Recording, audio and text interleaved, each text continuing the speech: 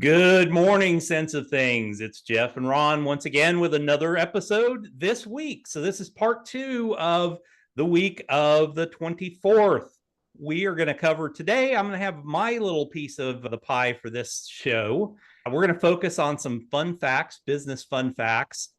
We'll focus on a little bit of economics, and then I've got a little piece on student loans, because we just heard an announcement from the federal government and Department of Education about they're actually going to start collecting on some of these. And I really didn't know how big of a deal this was. It's a pretty big deal, so you want to stay tuned. So we'll see you back here in just a second. Hey, everybody. Welcome to the show. Ron, how are you, my friend? Good morning. I'm doing well. Lots of news going on. I know you got some good stuff today. It is flying, man. There is just news out the wazoo today. Let me bring up my screen here, and I'm going to share some fun facts that I found I think you may enjoy today. All right. So first off, Walmart makes more than Amazon in revenue, which I don't think, if you know about them, that's not a big surprise. It's nearly double Amazon's revenue at $640 billion. Amazon maybe are the ruler online, but Walmart's retail footprint is huge. But the interesting thing, if you watch their earnings, and I've got client money in Walmart, if you watch the earnings, their online side is picking up the pace pretty significantly. And they're able to leverage that retail footprint with their online for deliveries and things along those lines. Yeah, and I will tell you, Walmart's responsible for 10% of the retail. But here's the difference. That's the revenue. I'm wondering about profitability. Yeah, they have lower profitability. It depends. It depends on what Bezos wants from a profitability standpoint, because there are times when it's like they'll have a lot of profitability, and then times where he's, you know what, I'm just going to reinvest that money into other things. And I think the interesting thing with Amazon is it's not just a retail company anymore. That's what I was about to say, because I'm interested to know, take out AWS and some of their other businesses. But it's interesting. I was thinking Walmart has more overhead and infrastructure because they have brick and mortar. But then again, Amazon has its own Air Force to deliver packages. So I don't know. I'm still assuming the brick and mortar's got to be more. But who knows? Yeah, and it's interesting because I've watched the profitability of Amazon, and one of the big things for them was that, basically from the airplane to the curb, or from the warehouse to the curb, with their little delivery force that they've got out there, it's actually, although they've invested all this money in vehicles and all that, when they're not at the mercy of UPS or FedEx, they're actually pretty profitable as a result of that. So I can see why they continue to do that. Yeah, I hear you. What else you got? All right. So the average lifespan of an S&P 500 company is shrinking. In 1960, they used to be around for about 60 years. Today, 18 years. So it's easy to become a dinosaur very fast. And just so that you guys know, this image, if you're listening to us, it's not going to help you. But if you're watching us on YouTube, this image, I used Google's image creator, which was awesome.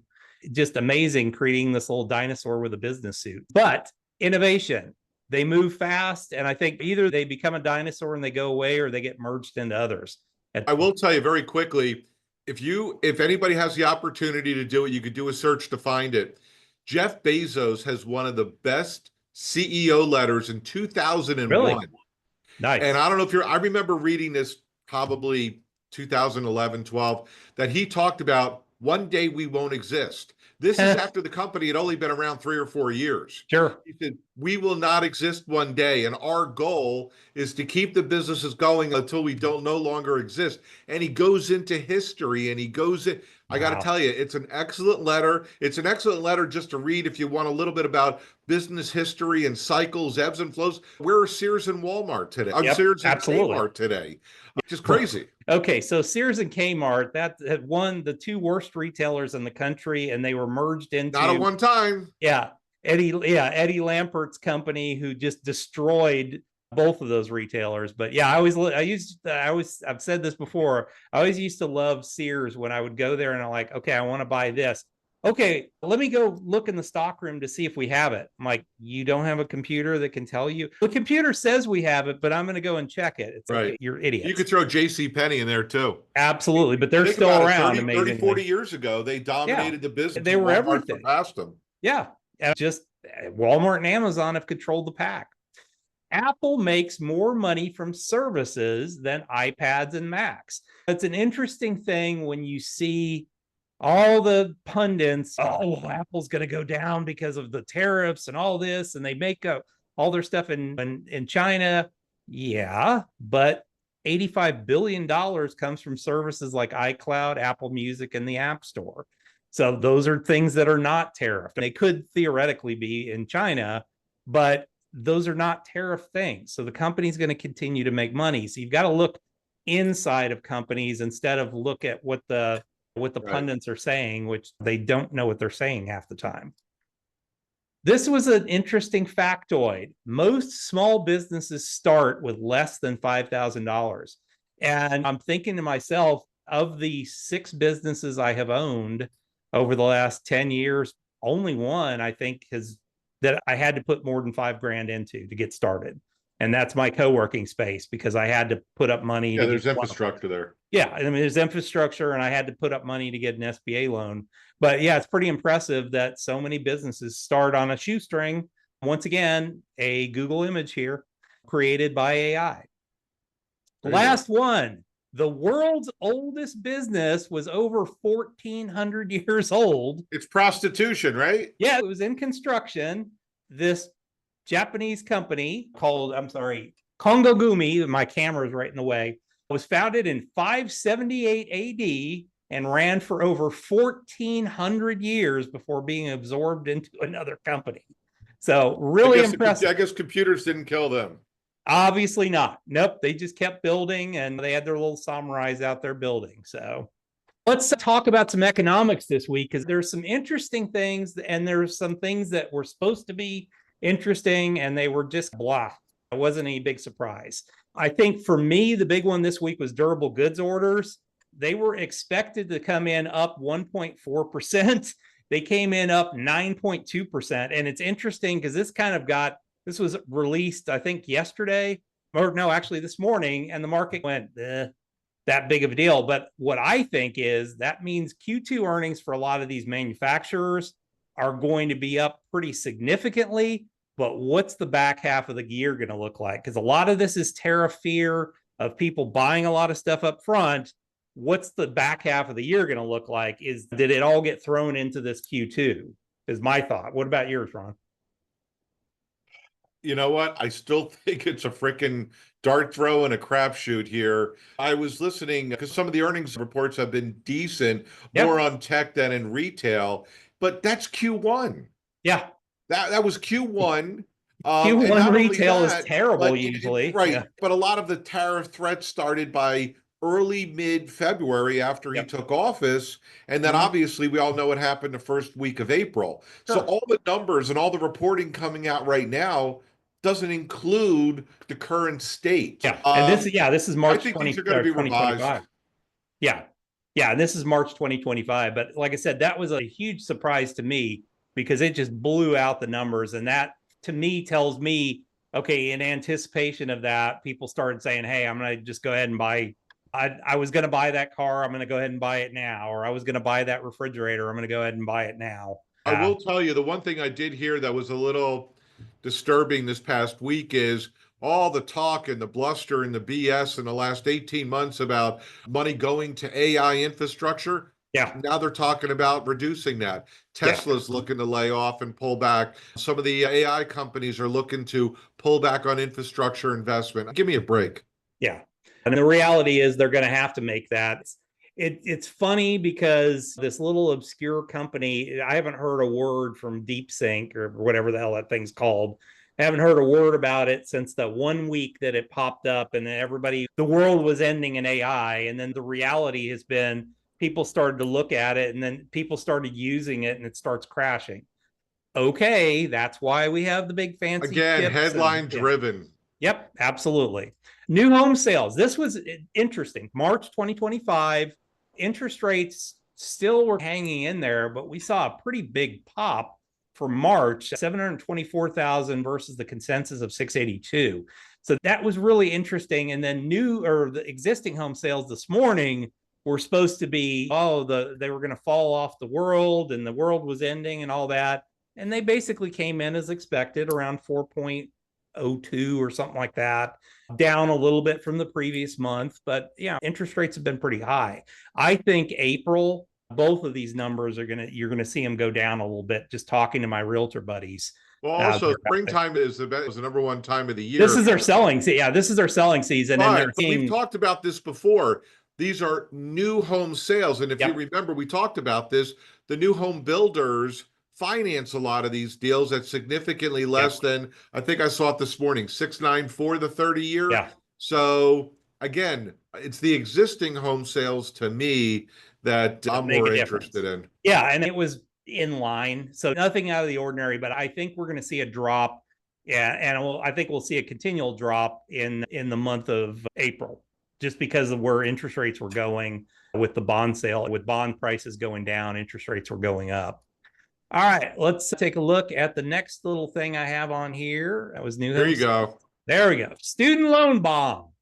So, U.S. Department of Education reported that 42.7 million borrowers owe more than a combined $1.6 trillion on student loan debt as of 4/21/25.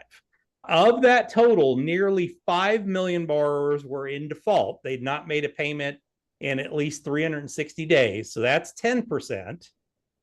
While 4 million borrowers were in late stage delinquency, 91 to 180 days delinquent. So that's now almost another 10%. It is at 10%. So we're almost 20% of outstanding borrowers are not paying a dime. The Department of Education is going to start collections on defaulted student loans beginning in May of this year, getting rid of all the pandemic stuff. For me, I'm like, okay, that's a pretty significant chunk of people of the population that are going to have to now start to pay, or if they don't, the government's going to start garnishing wages and things like that, and it can do that. But if that happens, market's going to tank. That's no what I'm saying. I remember we ran through some of these numbers, I don't know, a year ago, and I don't think they've changed all that much. They really haven't. Like I said, I think the other 4 million, I think they've been spending all their money on the credit cards. That's exactly correct, because they've been buying stuff on credit cards, and now they're going to have this on top of the credit card bills that they have. So I started getting interested, and this is something that I hadn't ever tried before. So this research actually came from ChatGPT's deep search function. So if you ever want to get data like this, you can go in when you put in a chat in ChatGPT, or when you put in a prompt, there's a little button down below there that says web search or search, and then deep search. And deep search is probably the most impressive thing I've ever seen in my life, because it gives you a running total of all the stuff that it's doing and looking at. But this search probably took me 15 minutes this morning of it going through this. But what I was asking was, what's the average? I wanted to know what the average age of borrowers is. So as of 2024, over half of student loan debt is owed by people over the age of 35. 1/5 were over 50. So 50 years old, still paying on student loans at this point. So the average age is about 37 at this point. So then I'm like, what's the average owed at this point? So the average federal student loan debt per borrower is about $38,000 at the end of 2024. And that excludes private loans. So this is only federal loans, and they're the only ones that are going to be under it. There hasn't been any moratorium on private loans over the last several years. They've had to pay.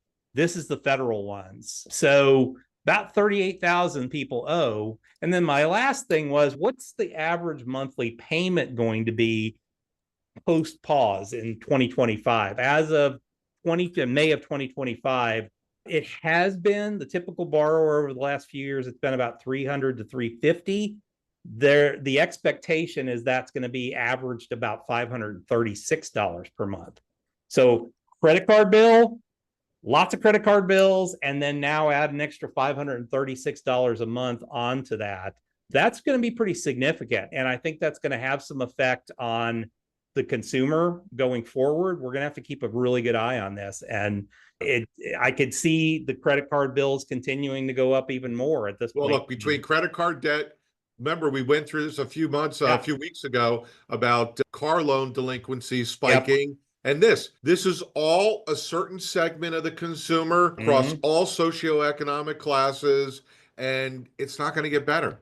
No. So they have to make a decision. What don't I do? Pay the credit card bill? I need my car, so they should be paying their car, right? Because I got to get to work to make money to pay the bill. And I've got to pay. Yeah, I've got to pay for my house, whether it's rent or all that. I need utilities. Okay, my student loan debt is not going to get paid. But the problem is federal student loan debt, they can actually go in and hit up your pay, basically. So they can take, or they can get their payment out of your paycheck. So it is one of those things that people are going to have to really pay attention to, and you can't ignore it. So you're going to have to focus on this. I mean, we've been talking about this for easily 18 plus months, that, hey, it's like another cinder block on top of cracked ice on the pond. Yeah. At some point it's going to break. I don't know when it breaks. I don't know what that means, but is government really going to come in and intervene again? Yeah. Which I can't imagine. It can't keep going, because this keeps building. It doesn't go away. It just keeps building. Moral hazard to the nth power. Yeah.